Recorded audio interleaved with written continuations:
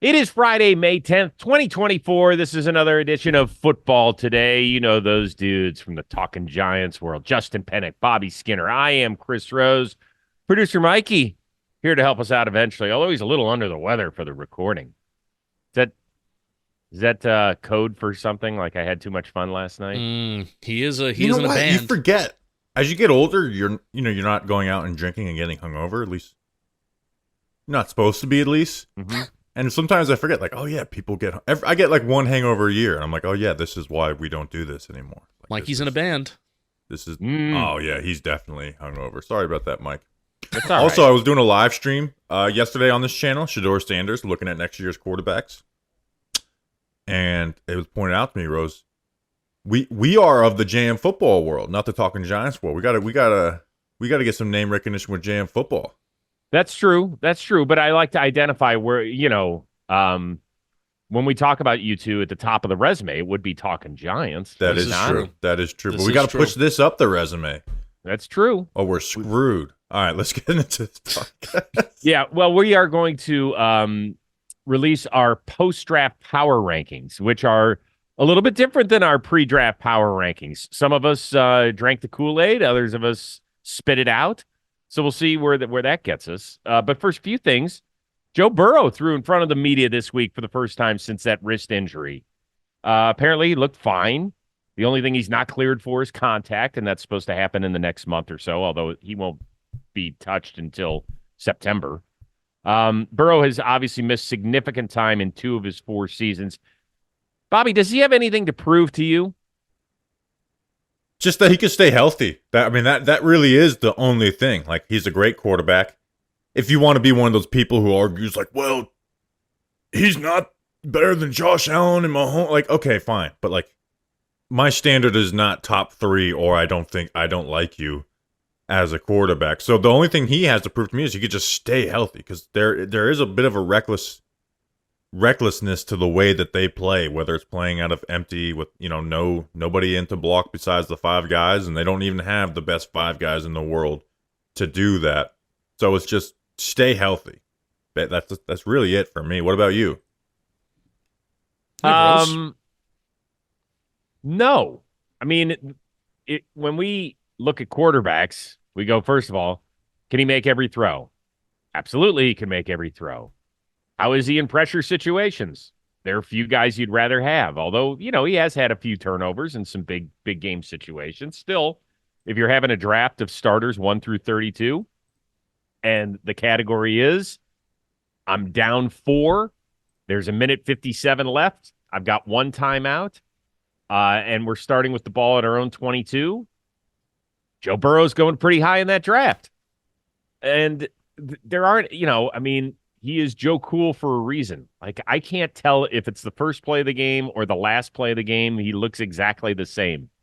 So he's got everything you want in a quarterback, and he's mobile too. He can move around, move just fine.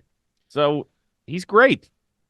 Yeah, and if we're doing the he hasn't won a Super Bowl analysis, okay, then I guess there's only 2 good quarterbacks, worthy quarterbacks in the NFL, and Stafford and Patrick Mahomes, because Aaron Rodgers, that was a long time ago, and he's there. Aaron Rodgers is also like in the bad playoff performer category the last 5 years or True. so. So like, I guess that's it, right? Where we compare ourselves to the other legends of the game. But just as far as like in the game, top 5 to 7 like if you're ranking him 7th or 8th as a QB in this NFL, it's just because you think the other guys are great. Like, just stay healthy, right? Get through a season, stay healthy from beginning to end, and they're just as much of a competitor as anyone. They jumped up my power rankings. After we did the AFC North episode last, and I was like, you know what? I'm picking them to win the division, so I need my power rankings to reflect that. This is true. Bobby, I'm not going to say where he had him. He had him 8th pre-draft, and we'll see where he has him post-draft. They certainly went up. They went up to around where I think they are. Chris, I think it's a good point where you said that he's mobile, right? I think sometimes that word can get misconstrued, right? Where I think Lamar Jackson is also mobile. Patrick Mahomes, Josh Allen, they're also mobile. But I think Joe Burrow is mobile in a certain way, right? Where if you look at, I've been looking at this stat a lot recently about allowed pressure. I've mentioned it a couple times on here. QBs can also own the sacks and the pressure that they take. It's not just the offensive line. So out of quarterbacks with 20% of 269 dropbacks last year, Joe Burrow was second in the percentage of pressures that he owned, 3.7%. Bailey Zappi was number one. And ironically enough, Mac Jones was also tied for fifth. What's going on in New England? Who's that NBA reporter that does the hands? Brian Windhorst. Brian Windhorst. So I'm like, what's going on in New England with these quarterbacks that are really good at not owning pressure to themselves? But Joe Burrow's always been very good at that. I kind of put him in the same breath when talking about that with with Tom Brady. But what also, I think the Bengals also need to prove that they can keep him upright as well. Even though last year's injuries had nothing to do with the offensive line, because he had the hand-wrist ligament tear, which I didn't know if that really happened on a QB hit necessarily. The calf strain last training camp that kind of really caused them to get off to that slow start. You're not getting hit in training camp, so that's not the offensive line. But some of these other knee injuries and things like that, he may take some hits, and I'm really interested to see now that there's some more tight ends on the roster, even though they can't block. I'm going to be interested to see if they don't. Bobby mentioned the formations and going wide. 81% they went in 11 personnel last year through weeks 1 to 10. I tried to fit a range where I knew Joe Burrow was healthy and he was playing. 81% 11 personnel, only 8% 12 personnel, and 10 personnel 4%. So I guarantee a lot of those 11 personnel plays where you have a tight end on the field, that's even with the tight end flanked out. So it looks like 4 wide, but it's still considered 3 wide receivers and 1 tight end. So they need to also prove that they can keep him upright too.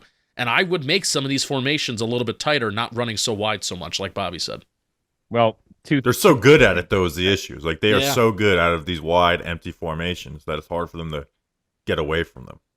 2 things I would say. One about Burrow is that certainly earlier in his career, and I don't think he got any better at it last year, was that he does take too many hits. I said from day one, the thing in Washington his rookie year, like, that's freak. He was hanging out in the pocket. He got nailed awkwardly, and that sort of stuff happens. But I do think that he has to take something out of Aaron Rodgers' book. Like, Rodgers always leads the league in passes thrown to the sidelines. Always. Smart. Don't get hit. So live to see another day. And then this is the first year where he's going to have a coaching change. Like, we don't know what that means. And people say, well, Zach Taylor calls the plays. But we don't know how close he was to Brian Callahan, what he did in meetings, what their relationship was. Can it have an effect on him? Could. We don't know. Yeah. We'll see. I mean, that's a factor. We just don't know exactly what to put on it. All right. So, Penik, you mentioned the New England Patriots. Yeah. They got a new staff in there. Got a new talent evaluator in Elliott Wolf. He's technically the director of college scouting, even though he handled free agency and the draft. But Robert Kraft has not said, you are my dude. In fact, they have had open auditions for that role. Tried to. Most people have turned it down because they think Wolf is going to be the guy, although I think they have interviewed 1 or 2. At least those are the names that have publicly gotten out. Do you think this is a smart move by Kraft to say, okay, we're not going to give you the title just yet? Or just, like, what are we waiting for here, Justin? Why wait? You already allowed a contingency group of people to already make such a huge decision on taking what you hope is a franchise quarterback. Or honestly, like, I still, there's part of me that thinks that maybe they should have traded back and gotten a haul of picks from the Minnesota Vikings or the New York Giants, who I think the Giants maybe would have offered a better package. But I just hate the timeline of this. You knew you were going to move on from Bill. They knew this. So you could have started this search at least quietly and silently, and even if it's in-house or if it's out-of-house people, all right, we're going to gather this list of people that we want to interview. The timeline of this is extremely confusing, where even if Elliott Wolf is not the guy, then you just allowed this contingency of group of people kind of led by him to make this decision about a franchise quarterback. And it could be the right decision, but it's just really, really bad process. And it's not good process. Especially, I hate when teams don't interview outside people. and they just hire inside. And Robert Kraft has handled all this pretty badly, right? Whether it's the documentary and wanting more credit, and it's just owners are not going to get the credit. The GM, the head coaches, and the players are going to get the credit for winning teams. What you get to be is rich as shit and enjoy winning. You do not get the one thing you don't get is the credit for success. You'll get the blame for lack of success. And I'm so happy that minority candidates turn down the request to interview.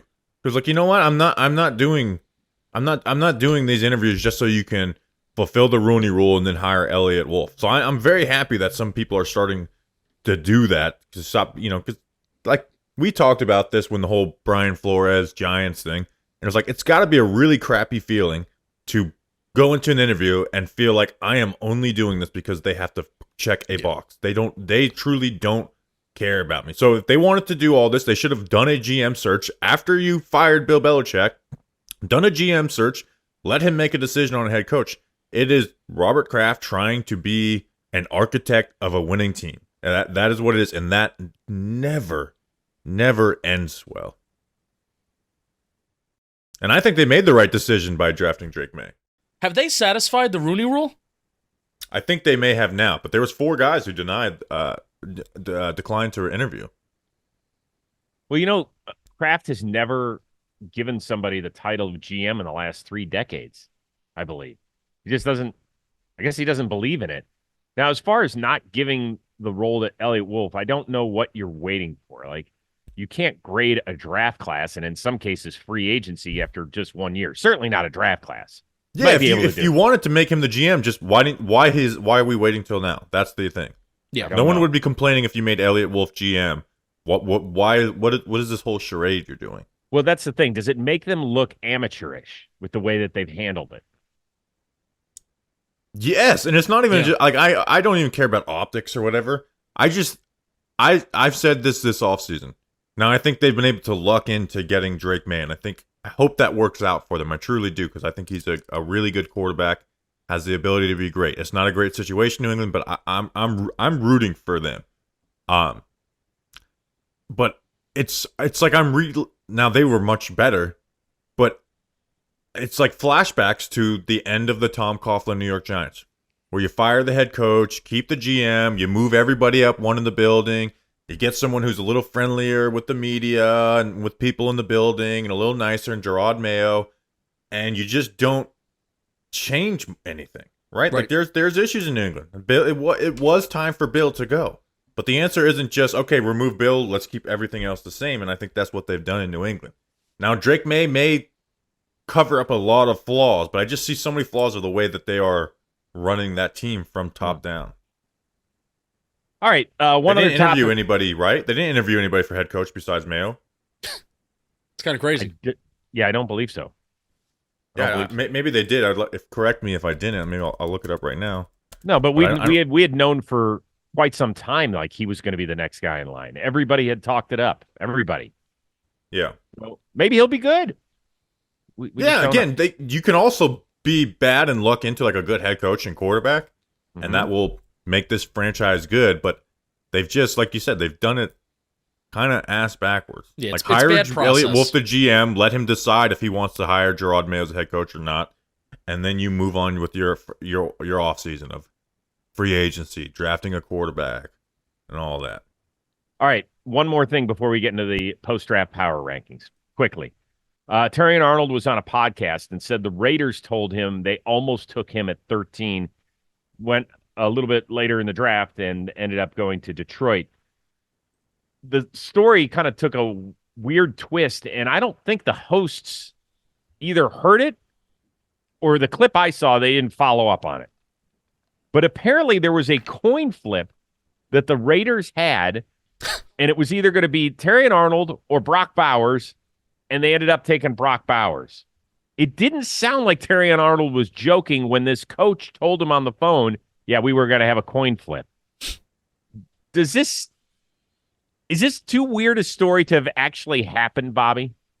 No, I went and listened to the clip, and it very much sounded like the coach told him, it was a coin flip. This, that's kind of a phrase, coin flip. I don't think they actually coined to flip the coin. I like to think they would. It'd be very Las Vegas Raiders if they did, but I have too much faith in humanity that they flipped a coin on their first round draft pick. Weren't you disappointed though that the guys didn't like when you heard the way Terry and Arnold said it? But I think they viewed it the same way I did. It's like, oh, they just meant a coin flip decision. I know, but you have to ask the question: like, did the coach say that they actually flipped a coin, or was the terminology just that it was a coin flip between you two guys? Dude, this is where your interviewing hosting chops come in, and I'm just like, well, of course it didn't mean that. So I guess this is where you get to school me a little bit. No, because I would rather look stupid because then Terry and Arnold would have been like, no, they didn't flip a coin. And they used the very famous phrase, it's a coin flip. But the reason we're talking about this is because we don't have any clarity on it. And there's no way they flipped the coin. The assistant GM of the Raiders in front of the media would neither confirm nor deny the story. So maybe he's just, joking with all of us, which is possible, Penik. I love this. I think GMs also don't like to confirm or deny anything. They just I want to feed into this.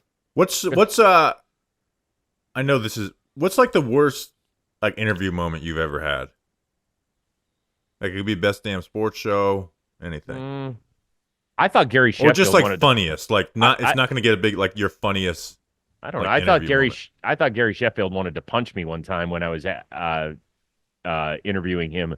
We ended up like really getting along well, but I had to throw to a break, and he didn't like a question I asked about something. And I explained to him why I asked it during the commercial.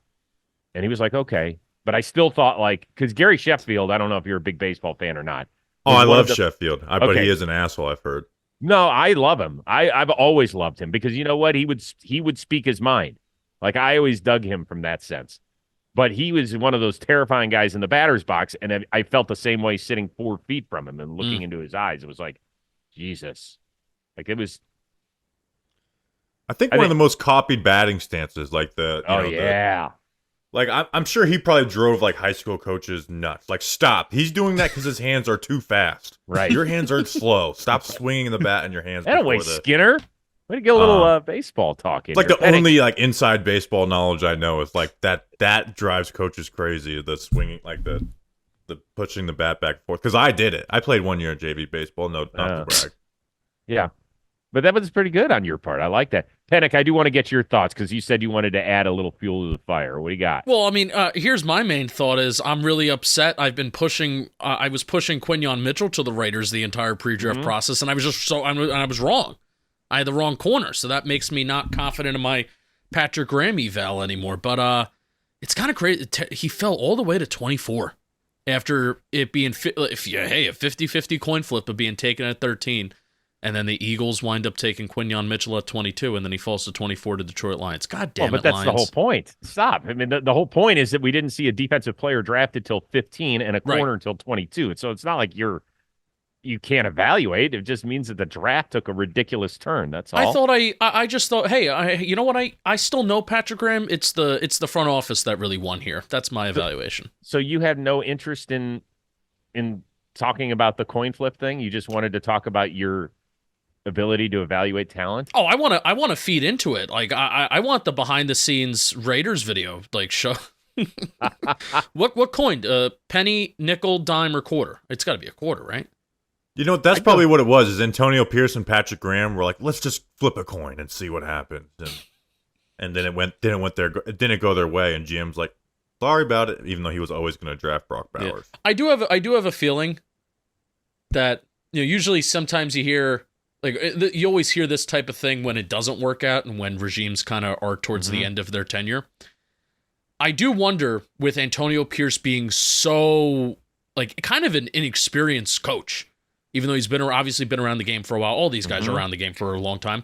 I wonder how well the GM and Antonio Pierce are really working together, because that was something like, hey, I talk from Giants experience, right, where like Pat Shurmur and Dave Gettleman really never fully got along, and even Joe Judge and Dave Gettleman, like they really clashed heads, and then you see like, oh well, why is this second round, first round pick riding the bench?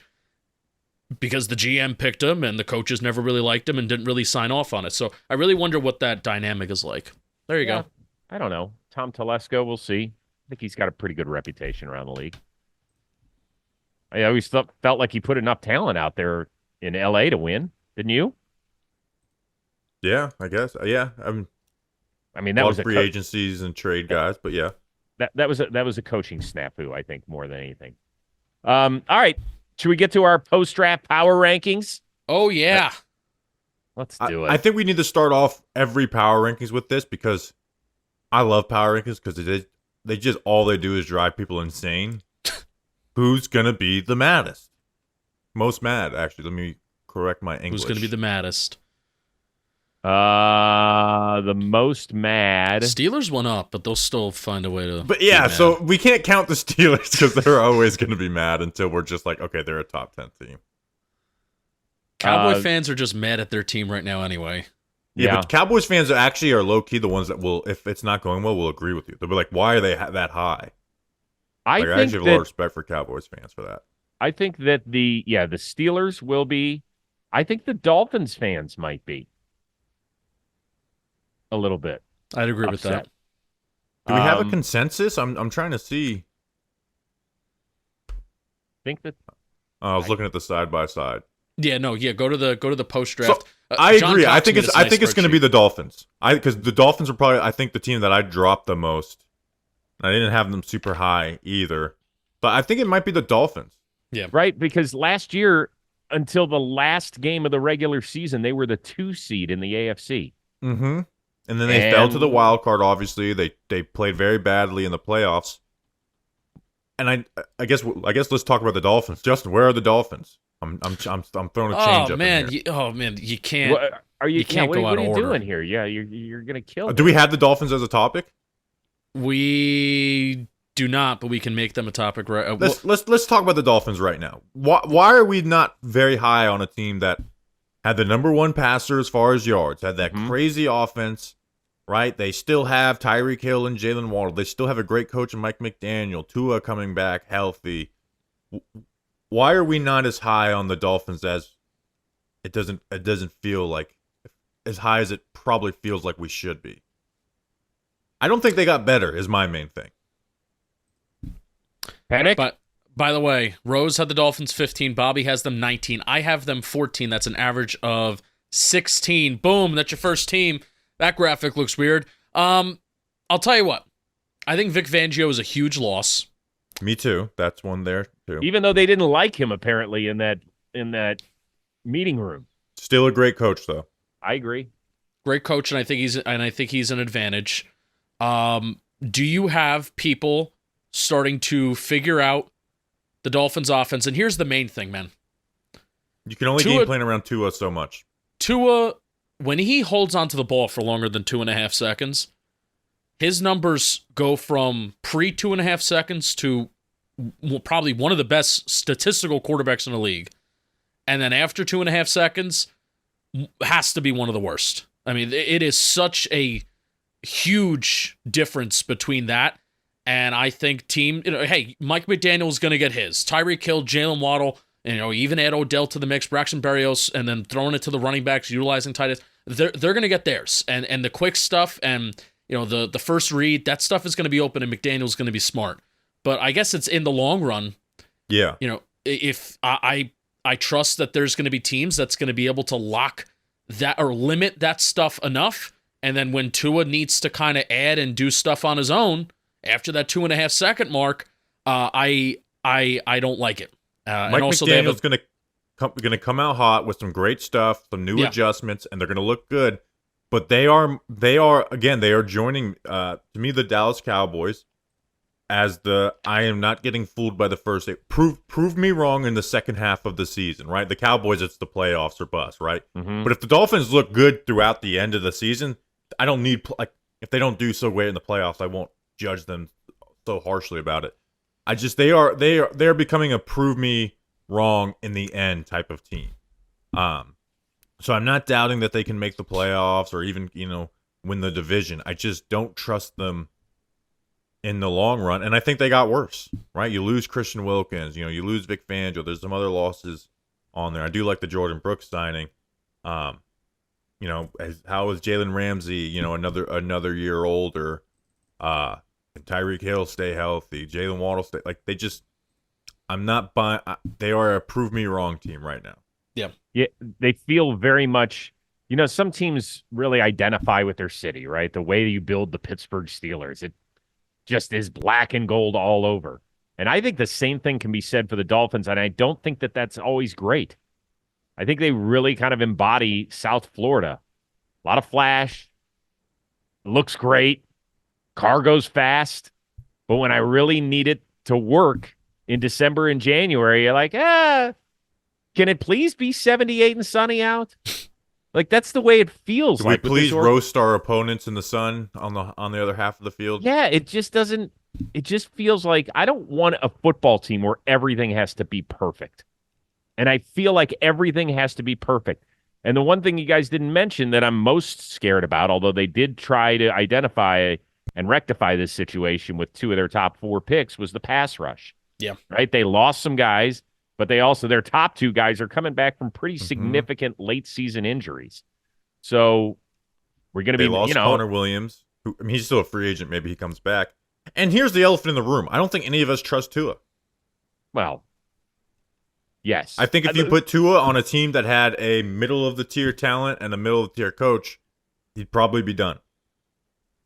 I don't think he'd be done. Well, I'm saying we wouldn't be like dancing around what we think. I'm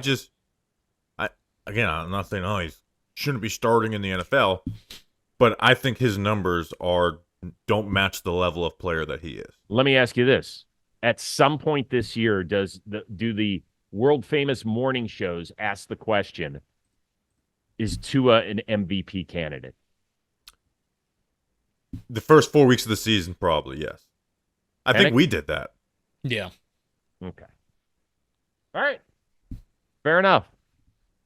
So now that we've screwed up your order, Penik, where do you have us going there, fearless leader? So but that's a new power rankings rule. We start the show off with who do we make the most mad today. I like that. I also think you're gonna make Jets fans mad too. 16. We started off with 16. Let's go down to 32. 32. We have the Carolina Panthers. 31. We have the New England Patriots. 30. We have the Denver Broncos. Tennessee Titans are 29. The Commanders are at 28. The Las Vegas Raiders are at 27. 26, we have the Arizona Cardinals, and the New York Football Giants we have at 25. Fellas, believe it or not, there's a team that we don't typically talk about a lot on here, and it's probably because Bobby and I talk about them all the time, so maybe we don't fully need to. But Chris, you dropped them where you dropped the Giants in your post-draft power rankings where you had teams like the Commanders, Saints, Broncos, and Raiders right above them. What are your thoughts on their offseason, Chris?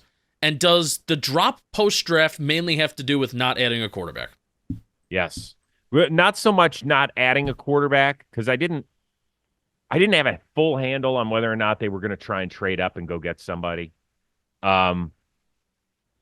It's more along the lines of the fact that so many people think that Drew Lock is going to start for them. Doesn't that terrify you guys? Let me ask you this, because we've seen this randomly, but no one that we know, like source, has told us this. In fact, some have told us the opposite.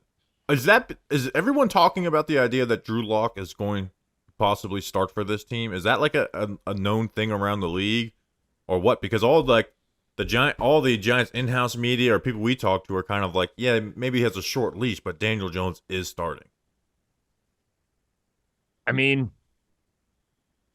I've heard it a lot. I don't know how we're supposed to know anything when they haven't put pads on or even gotten together for a veteran mini camp. Yeah. So, but just the fact that that's a possibility, that would scare the bejesus out of me. Oh yeah, I mean that's me and Justin obviously don't feel good about the Giants quarterback room right now, and a quarterback situation in New York becomes infinitely more difficult than anywhere else. It's bad when you've got quarterback issues in, Washington or Atlanta or Seattle, wherever. In New York, it's impossible to deal with.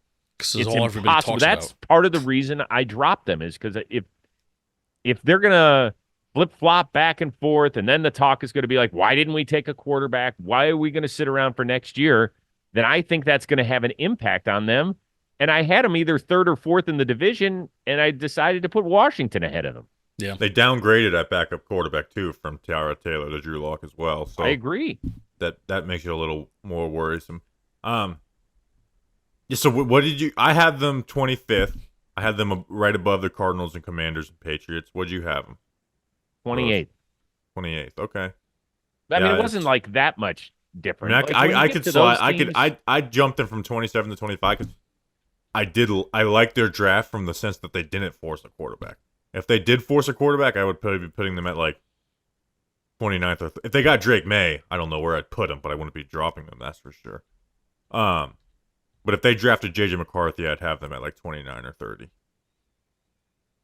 I slid the Cardinals in front of the Giants because I like I kind of like their draft more, and I honestly think if they played tomorrow, I think that Cardinals offense would have a lot of fun with the Giants defense. So I just worry about that Cardinals defense so much. right, but I think if we're talking about two bad teams in a shootout, which that's a fun sentence, and you usually don't see that in the NFL. Two bad It teams was in a one shootout. of the only Giants' good moments last year was beating the Cardinals. Right. In that. But I think you put Kyler in the mix, and I think I think the Cardinals beat the Giants, and that's why I ultimately slid them down. But yeah, I mean, Chris, it's almost like the Giants were kind of, I guess, nationally maybe a little bit of a lose-lose, because if they traded up and they got Drake May, then they don't have their first round pick, right? They don't have their second round pick. They don't have pick 107, and then they're giving up assets probably for next year's first two. If that trade with the Patriots goes through, that's probably it's around what it is. So okay, they get the quarterback, but the rest of their team is still really, really bad, and then they have less assets, a first round pick next year to make the team even better. But they didn't get the quarterback. They tried to address a couple different areas. They get their really good wide receiver, and still it's kind of seen as, well, you didn't add the quarterback, and the quarterback room is murky, and it's a huge question. So you're ultimately right, but Giants kind of like in that lose-lose situation for sure. I have two questions for you, Rose. Mm-hmm. One, where do you think Daniel Jones will be this year? Because obviously last year was the worst of his career. Everything went wrong. And also, how do you view Brian Daboll as an offensive coach? Because I think Brian Daboll is an offensive coach with Malik Neighbors, Slayton, Hyatt, Wandale, like, some speed on the outside. Like, I just think their offense is going to be able to have moments. Not like I think their offense is going to be able to have moments that maybe the Broncos, the Saints, Raiders don't have. Cardinals and Commanders obviously can have those moments with the talent that they have on offense. But I think Daboll is going to be able to give this offense some moments. So one of the teams I had ranked ahead of the Giants, and maybe even surprised myself a little bit, was the Broncos. I'm not a huge, like, Sean Payton is a great, great mind. I do think that he's one of the guys who thinks he invented the sport. So, and I think the Bo Nix pairing is going to be interesting.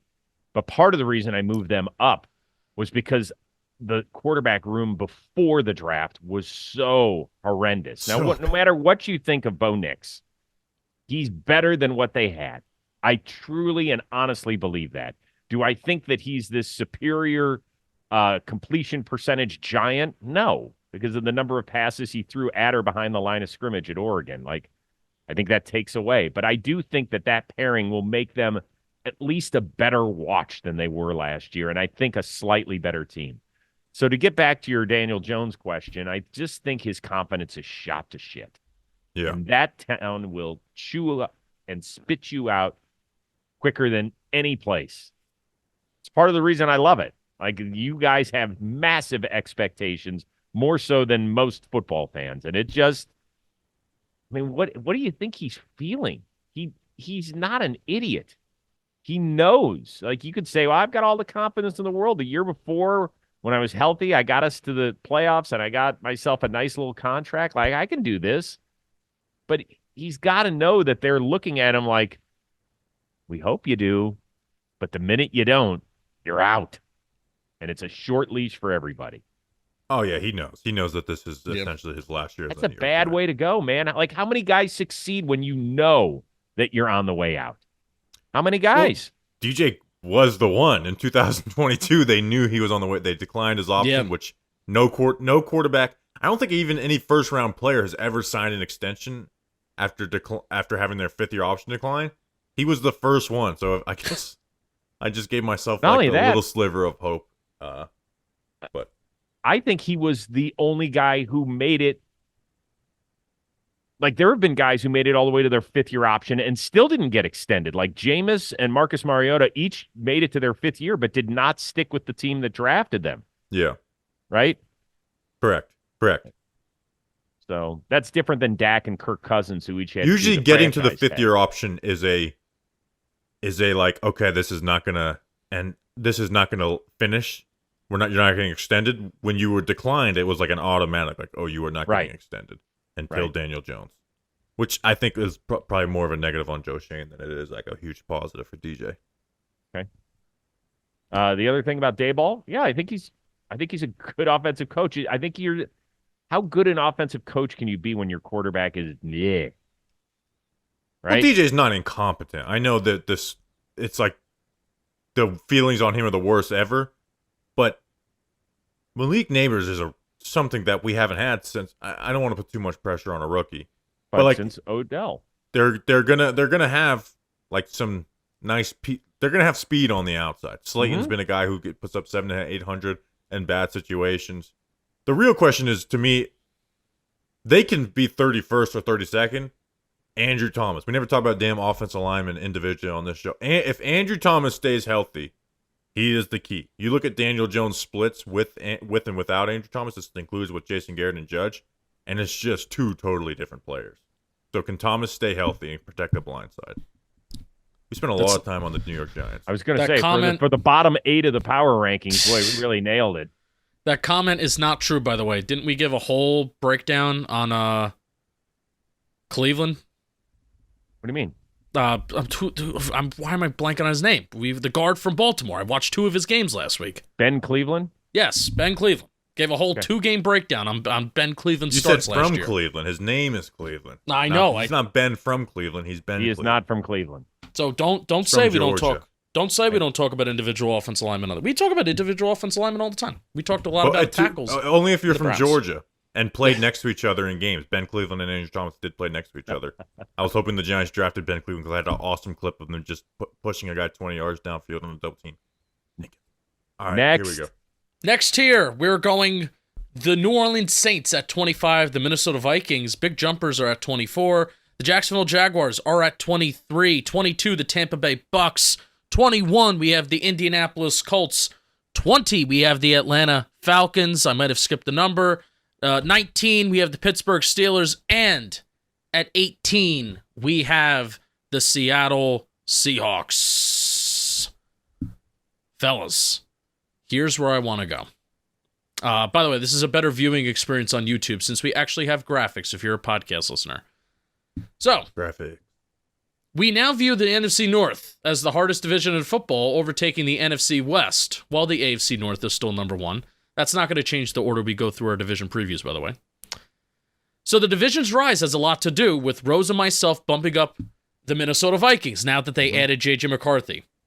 Our next episode, we're going to preview the NFC North anyway, but I basically want to talk about what is J.J. McCarthy going to bring to this offense. Maybe some pros and cons with Kirk Cousins. What is McCarthy going to add, and what can Kevin O'Connell really utilize from him? Bobby?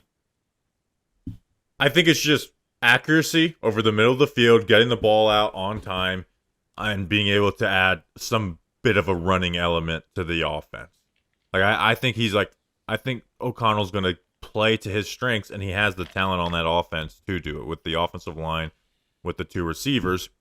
My question, though, is going to be something that we questioned Kirk Cousins on early in his career and in recent years has got better at, is part of having Justin Jefferson and Jordan Addison is getting them the ball down the field, middle, like both. Can J.J. McCarthy do that? And that's why I had the Vikings at 20. So I wasn't as high on them. again, JJ McCarthy may win Rookie of the Year, and I still will be saying, okay, did you improve on that weakness of one, taking the chances to throw the ball downfield and throwing a good ball when you do it? So those are the two things I'm looking to see if he can actually improve at. I'm curious to see whether or not he's a week 1 starter. Wow. Wouldn't it be something if they did that? Well, what do you think? I don't think there's any shot. I think he's starting right away. You don't think there's any shot that he's on the bench? I think he's starting. McCarthy. I think there's a chance they start Sam Darnold. I think Sam Darnold will be QB1 when they open up camp. I actually think this is a great landing spot for Sam Darnold. I know that we keep doing that, though. It's a great landing spot for a lot. It would have been a good landing spot for Michael Penik. So.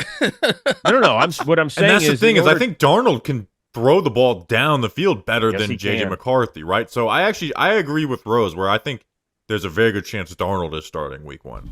Yeah, I think so. And we forget how old Sam Darnold is. We treat him like he's 34. He's not. He's really getting into his athletic prime, and I'll be fascinated by that part. But part of the reason I moved the Vikings up, I think I had him at 23.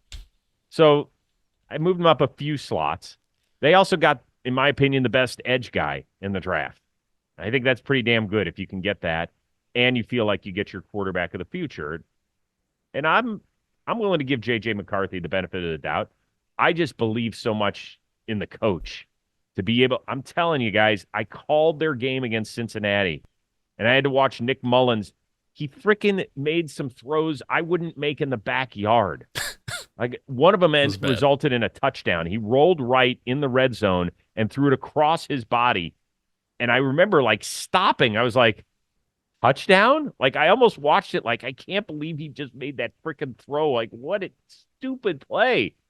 And I just think that they were still winning games with 4 different starting quarterbacks. And if you were to have slotted Sam Darnold, he definitely would have been the second best quarterback to have played for them last year. Definitely behind Kirk Cousins. So I do think that they're going to be better. I do think they're in a really tough division. You'll see why in a little bit.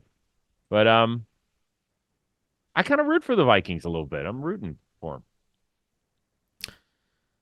Sam Darnold I'm not, because I kind of want to be right about J.J. McCarthy. Actually, I'm rooting for the Sam Darnold Vikings. Sam Darnold is... Are you really... Hold on. Are you really rooting against J.J. McCarthy? No, I'm rooting to be correct. We all have self-interest. I want to be correct in my draft takes. Now, if he proves me wrong, I'm not going to hate on him. I'll just say I'm wrong. But if good, there's there's 32 QBs in the NFL. Some are going to succeed and some are going to fail. I want the ones that succeed, the ones that I predicted. It won't let me. I'm someone who doesn't get in take lock. Like I'll hey, I was wrong. Sorry. Okay. But I do like to be right. And I don't even like to be right. I just don't want to be wrong. Sam Darnold has 4 void years on his contract. Yeah. $5 million cap hit this year, $5 million next year, and then the next 3 years even 2025 is void. But he has a $5 million cap. Very strange contract. I thought that they gave him a little bit more guaranteed money, and they didn't. It was just a ton of void years. Very strange. I have something similar at John Boy. A lot of void years. Yeah. Paying you to not be there. That's the dream. Show up to work. Don't have to show up to work. Still get paid. NFL contracts are crazy. Where are we going next, Penik? We're gonna move up to the Indianapolis Colts. Chris Rose's contract situation. We got to break this all down. we gotta break it down. We're gonna move to the Indianapolis Colts. Not a team that we haven't talked about a ton, and we're not going to be talking about the AFC South for a little bit. The Colts have had a sneaky good offseason, in my opinion. I've been calling for them to make like a little bit of a splashier move, but they've extended a lot of guys in-house. They get A.D. Mitchell, who has the potential to be a steal. Their offensive line is really solid, and I'm not saying that about a lot of teams, and it's one of the most complete units in the league. I think this is a team that's really ready and maybe willing to make a big splash in 2025, but in the meantime, could the Colts be the biggest surprise team in the AFC this year? I think they could. They're prime. I think they're prime. So this is my. I'm just putting hope in Anthony Richardson, right? Like Right. I saw some, some stuff where it's like, man, there was some nice stuff he did. He just never really got to throw. And then you think about his running ability is awesome. Awesome. His running ability is great, and then you have a good coaching staff. That wide receiver trio has rounded out pretty nicely with Pittman, Adonai Mitchell, and Josh Downs in the slot. Offensive line, they did pretty well last year. They got like a rotational defensive, pass rushers, adding Lawtu to that. I agree. We talked about it with the AFC South, where it's like last year we looked at it as the worst division in football, and now I'm like kind of excited for how this division plays out. The thing about Anthony Richardson is that he played 4 games last year, so he basically missed an entire season of experience at this level. So he hasn't been in that late game situation at the NFL. And let's remember, what did he make? 13 starts at Florida? So Agreed, but that's why I love it so much, because like you see so many good things with him, despite the fact that he has all the reasons to not have that. Yes, and I thought he was a blast to watch.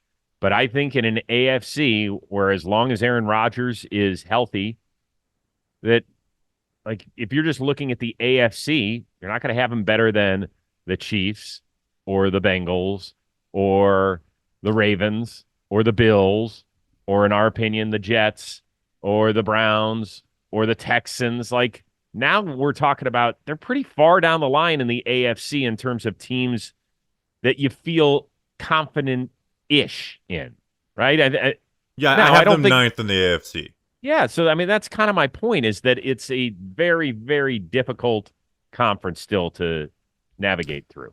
It is, but I still think they could win 9, maybe even.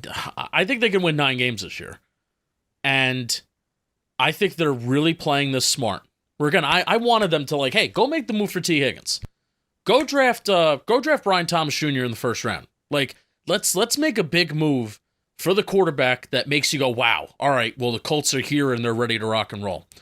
But they're doing smart things where they took we still have this investment in Anthony Richardson. We're going to build on him. We extended Michael Pittman. Hey, we took A.D. Mitchell, not with that first-round investment, but he fell to us.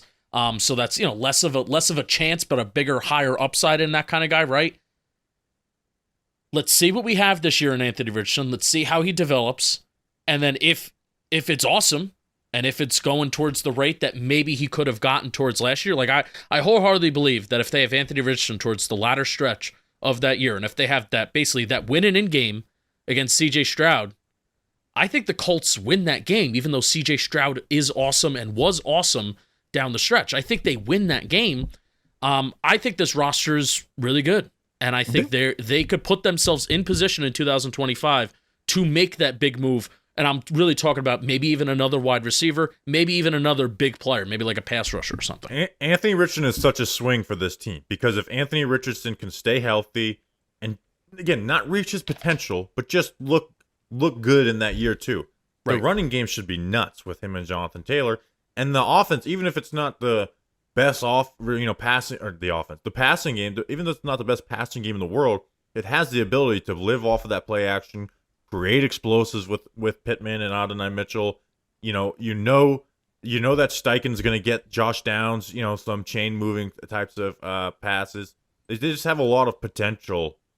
It all swings on Anthony Richardson, right? He could just be a guy who misses games. He got injured at Florida, got injured year 1, but I'm going this with an assumption that he's healthy. I'm not going to predict injury in this power rank. No, that stinks. And again, I still have them as the 9th team in the AFC, so it's not anything, the bottom half of the AFC technically. So, and they did draft one of my favorite names that was available this year, Tanner Bodolini. Oh yeah, didn't you guys see him at the Senior Bowl? We did. Yeah, we saw him all right. Yeah. He was not very good. So did So did the guy, standing in at the spot of the quarterback in 1-on-1. Hey, I just said I liked his name, guys, not his game. Hey, They have someone, Lewis Kidd. Jason Kidd's my favorite basketball player of all time. He's their third-string left tackle. I really like him now. Okay, great. All right, Jack we're Anderson, moving. Friend of the show. Right, we're moving to the next tier. I had a question about the Falcons, but I don't want to get Bobby upset again. So we're moving save up it for the save it for the post mini camp. power rankings. Yeah. Well, no, I don't think we're. I think we're retiring power rankings until week 1. I'm just gonna do a Michael Penix clip every week and be like, millions of views, guys, millions of views. All right, so we have. Oh, speaking of which, we already did the Miami Dolphins because they're 16, and then we have the Chargers at 15. We have the Bears at 14. We have the Cowboys at 13. Chris Rose's Browns at 12.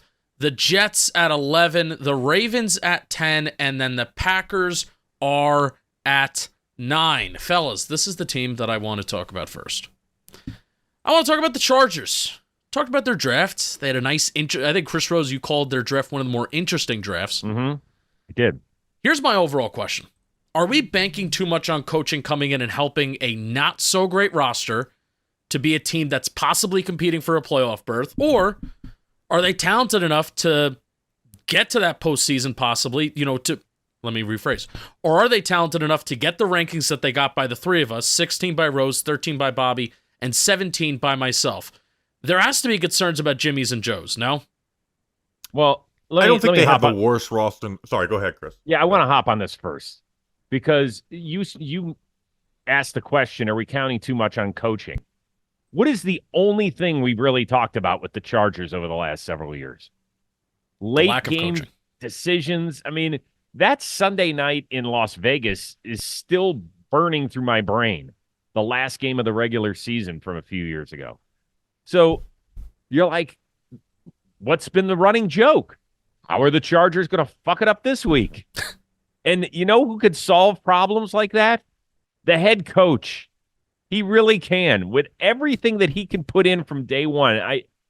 He's weird, guys. Like, he is bizarre. I don't know what planet he came from. I don't know who built him, but he's really good at this job. He's really, really good. And it doesn't matter whether it was at the University of San Diego or at Stanford or at San Francisco or at Michigan. He's amazing at this. He is freaking amazing. So the two things you got to get right are the coach and the quarterback. Bingo! I'm in. Exactly. The rest of it will work. I am confident that it will. Does that mean they're going to leapfrog the Chiefs and win the division? No. But are they going to be right in the thick of the AFC wildcard chase? I would be shocked, unless Justin Herbert got hurt, shocked that they wouldn't be in contention. Sorry, Bobby, didn't mean to cut you off. No, thank you, because you made all the points I was going to. I am so confident in Jim Harbaugh. He does it from day one. He's not a good coach who built. No, day one, shit is going. So the running game is going to be good. You could just guarantee the running game is going to be good with Jim Harbaugh and Greg Roman. Oh, in the passing game, yeah. Do they have the wide receivers? No, but we have Justin Herbert, who's been able to take guys who aren't that good of wide receivers and make them look good. So let's just go quarterback and head coaching duo, the two most important positions in football, head coach and quarterback. By the way, their tackles are kind of fucking set too with Slater and all. Let's go through the guys I have ahead of them in the AFC. Jets. Who we taking? Saleh and Rodgers or Harbaugh and Herbert? Chargers. Bills. I'll take the Bills because I do like Josh Allen as the second best QB. Ravens. I'm taking the Ravens. I'm taking the Ravens, right? The Ravens just have more talent, but just quarterback, head coach, like it's close. The brothers and you have an MVP, but I am taking the Ravens. Texans. I'm taking the Texans. Texans as a whole team obviously better, and then Bengals. I'm taking Bengals too, and then Chiefs obviously not. So like I have them as a top 5. Should have included the NFC because that makes it look better. The AFC, but they have a great head coach quarterback QB duo combo in the NFL. Yeah. But think of what we're saying. We're saying they're going from the team that's drafting 5th this past season to being in wild card contention. See it every year. They shouldn't, and they're a team that we didn't predict to be drafting 5th either, right? It's not like they're not at all. This perennial loser. And I mean, everything went wrong for the Chargers last year, where I think things can swing their way a little bit more this year. So yeah, do I have the Chargers as Super Bowl contenders this year? No, but guess what? I do have them as number 13 in the power rank. Yeah, and I could easily slide them up to 11 or 10 if I wanted to. Yeah, I didn't even have them at that high. I got to see where I had them. Hold on. I had them at 16. So yeah, I've got them as a team that, to me, this means that they're in wild card contention. That's all. Yeah. And I think they'll be fun to watch even when they run the ball. I They're just gonna have a find great running game. I find Harbaugh fascinating. He's so weird. He's so weird. I have a feeling He's this my is going to be a favorite player. team. He's my favorite person in the NFL is Jim Harbaugh. I have a feeling this is going to be a team that I'm going to hate because I want them to throw on early downs with Justin Herbert, and they're not going to. They're going to run the ball. It's going to be really interesting. It's going to be really interesting to see how they attack this. Because even at Michigan, like, and this is not a shot to anybody previously. It's not even a shot to Alex Smith and Kaepernick and San Fran. Harbaugh's just never had the quality of quarterback as Justin Herbert. So, what are you going to do? How are you going to utilize him? I think they should utilize him more. So we'll see how they do that. Fellas, this is where I want to go to next. Mm-hmm. So I mentioned that the Ravens were 9 and the Jets were 10. Yeah. Jets and the Ravens play each other tomorrow. Who wins? Both teams are 10 and 9 in our power rankings, respectively. Ravens. Ravens. But the Jets can win. Can win. Their defense is great. They have Aaron Rodgers with some offensive talent. Like we're doing this under the assumption of health for Aaron Rodgers, so I think it's a competition. Well, the Ravens were my drop down team. I went from they were everybody's. They went from 2 to 8 for me. I really hated how they handled the draft. I guess I had some assumption that they would take care of the offensive line a bit. Well, they did a little bit, but not as much as I hated how they did it with Roger Rosengarten as that Yeah. pick. Yeah, that was the only one. And they had 3 vacancies. They're assuming that guys that they've had there in the past and in their program are good enough to carry the luggage now, particularly at guard, right? So that's the reason I dropped them down. And I don't know, it's not like they did much in the weapon category either. So I was disappointed with what they did in the offseason. It was very non-Raven. Agreed. Now they're a team but here's the thing with the Ravens is they don't need to be a team that tries to fix everything in one off. Like they're here for the long. Harbaugh and Lamar are here for the long term. I know every year that you don't get it done, it's a year makes it just even harder. But I don't think the Ravens are a team that should we gotta fix every single need because we lost all these guys in free agency. But that's also why last year hurt so much, man, because they kicked the shit out of teams that are over 500. And every single year in the NFL, this team was really good. Oh, but then you see the Warren Sharp tweet that comes out. Look at their record against teams that are good and teams that are winning. Can't do that with the Baltimore Ravens. They blew them out. They might have been one of the best teams ever against facing teams above 500 in the regular season, where they kicked their ass. They kicked the 49ers' ass. They whooped them.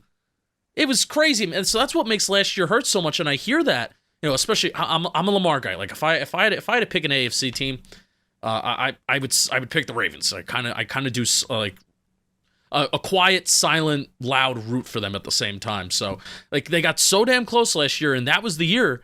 And to hear now we're just in it for the long haul. To go from that to, I think now, if the Jets play the Ravens tomorrow, I think the Jets kind of take it to them. I think Aaron Rodgers takes it to him. I think Aaron Rodgers picks apart. That D-line would overwhelm that offensive line. Yeah, especially the Jets D-line. Yeah. The only thing is that you are assuming that 40-year-old Aaron Rodgers coming off an Achilles injury is going to be elite. And I am an anti-Rodgers guy at the same time. I have Ravens over Jets. I have Ravens 8, Jets 11. I mean, really, we're doing the whole fantasy football thing with Aaron Rodgers here. We just don't know. How are we supposed to know? Yeah, I think he'll be okay. He was great all the years before. I will give him the benefit of the doubt to look great coming back. I didn't think he was great as last year in Green Bay. Yeah, I guess so, but won MVPs 2 years before that. He did have some of a rough go, but I think Rodgers, if he can stay healthy, is going to look pretty damn good. But again, at the same time, I team. have the number 11, right? So, yeah. But they improved their offensive line. The Ravens' offensive line got worse at the hands of the Jets with Morgan Moses and John Simpson. Their best one in Zeitler walked to Detroit. So, yeah, I agree with Justin. Last year has to hurt for Baltimore because it was right there. and it was just the ultimate Patrick Mahomes. Our team has Patrick Mahomes, and then that defense that the Chiefs had. So Yeah. Let me run this past you on the Jets front. I have them 14. I have them the worst out of the three of us here, and it's not particularly close. Penik, you've got them 6. Yep. Bobby, you've got them 11. Out of the 6. teams, Wow. Yep. yeah. We just talked about quarterback coaching pairings. Tell me one coach of the teams ahead of the Jets that you think Robert Saleh can go head-to-head with. Well, I have them 11th. I would take LaFleur. McDermott is debatable, but he's got a lot of wins. Harbaugh, no. Campbell, no. McVay, no. Sirianni. I would maybe do Sirianni and Hurts if Sirianni's a head case like he was last year. Yeah, Sirianni and maybe. I mean, the guy who's gotten McDermott. a team to the Super Bowl and to the playoffs, as opposed to Robert Saleh, who. Now, here's also my thing. I'm also had not Zach even Wilson as his quarterback. I'm not not a even- Robert Saleh fan. I think he's kind of a little bit pressured onto shit. But I'm not even acknowledging that Robert Saleh is a force and has say on the offensive side of the ball. This is Aaron Rodgers. This is Aaron Rodgers' team, but it's especially Aaron Rodgers' offense, and Robert Saleh is coaching the defense. Good luck. I know. And I hate it. I disagree with it. Good luck. I hate it. I disagree with it. I think all these guys could get hurt, and I think it could be a disaster, and I almost think it will be a disaster, but until it's a disaster, I also think it could be great. So, I like what they did. I like them taking Olu. If a tackle goes down, you got Olu that can kind of slide in. I think they took care of what they needed to for the offensive line for this year to be what they hopefully need it to be. So, we shall see. We're running a little long, fellas. I want to cap off here. We talk about the top teams all the time, so let's wrap up this top 8. The Bills at 8, the Rams at 7, the Bengals at 6, the Eagles at 5, the Texans at 4, the Lions at 3, 49ers at 2, and the Kansas City Chiefs are at 1. Fellas, I guess because we are running a little bit long, anything you want to specifically touch on, but the Texans, I do think, were the biggest risers. They have now entered the top 5. Yeah, I mean, I'm a big believer in their quarterback, man. I just am, and I thought their offseason moves all made sense. They've got a guy who's on a rookie deal as their quarterback, and they spent a lot of money to go get some very good players. I mean, they're going up and up. And I think that playoff run that they went on last year, even though they got blown out by Baltimore, is going to help them immensely. I mean, I just listened to C.J. Stroud. I mean, that podcast with Micah Parsons was amazing. Just to listen to him talk. It's crazy. He was great. He was great. I'll tell you my only concern, and I don't even think this is a huge concern. The league catching up and catching on to Bobby Slowick. Only concern. Where I felt the first down run rate was a little high, and also the thing is they were a bad running team last year. And I felt like they ran the ball, and then it made a really more difficult scenarios for C.J. Stroud. Now, what they did well is they utilized play action very well, and that's where he had a lot of their big plays to Nico Collins down the field. But any concern for second year in the system, now the league has a full year of tape on it, I think Stroud's that good where he's just going to rise above it. Even if there's there's some a catch on concern. early, I think Stroud will be someone who adjusts by Yeah. they'll figure it out by mid-season or whatever, because they did push the ball downfield at an extremely high and efficient rate. It's hard to continuously do that because teams will just adjust. But I think Stroud showed at Ohio State he has the ability to adjust to that. Yeah.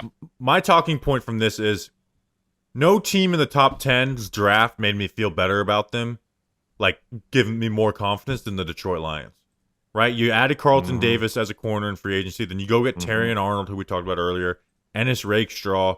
That was a huge weakness for them, and they've turned that into, at least something that they've invested a good amount into. You add Kevin Zeitler, they're the only team that could lose Jonah Jackson, like a $20 million per year guard, and maybe upgraded offensive line with Kevin Zeitler. So they're going to continue to protect Goff.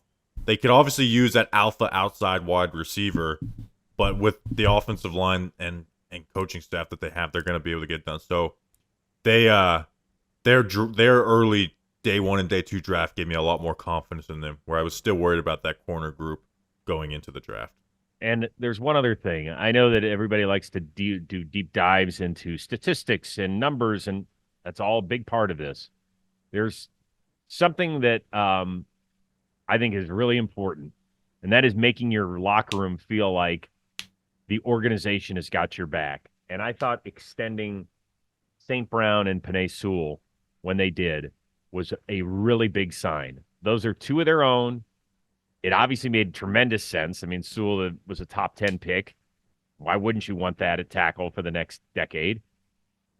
But St. Brown is a guy they as good as he's been, they probably could have said, receiver, we'll figure it out somewhere down the road. And I don't know if I want to pay $100+ million that guy.